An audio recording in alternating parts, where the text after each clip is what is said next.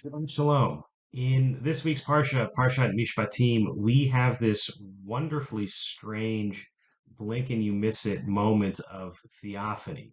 And a moment of theophany is when God manifests God's self in a way that is tangible or physical. We read in Exodus 24, verses 9 through 11, that Moses and Aaron's sons Nadav and Avihu, and 70 elders of the Israelites ascend Mount Sinai, and they actually see God. And specifically, they see God's feet, and they see what appears to be a stone of sapphire underneath God's feet.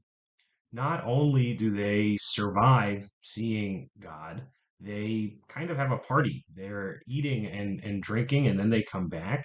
And my question is, for a tradition that is really averse to representing God in a physical form, let alone a human form, this really is an interesting moment. So when I was studying this parsha, I came across this excellent piece by Rev. Levi Yitzchak of Berdichev in Kedushat Levi. He was an 18th century Hasidic master, and in Kedushat Levi, he writes that God will restrain or contract God's self and make God's self manifest in the world in a way that God's creations can understand and interact with God. And the reason that God does this is because God needs to interact with all of creation. And on the flip side, all of creation needs to interact with God, but creation, people, can only interact with things that they can understand.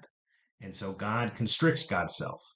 And the reason that people and creation need to relate to God is he uses this great analogy that making contact with God is the equivalent of the an unborn child needing to have contact with the mother while it's still inside the womb, and that there's this connection that actually is life sustaining and is totally necessary for the survival of people and creation, and that the ability of a person to stay connected with God and connect with God in a way that is accessible to the individual is actually crucial to an individual's well-being. And furthermore, he goes on to say that not only do we need to have these moments, we need to actually establish a system where we have a process, a way of connecting with God so that we are continuously able to receive that life force, that inspiration, that ability to both be in the world and be connected uh, to the Holy One, to the Creator. And it got me thinking about, well, what are the ways that each of us do that in our lives?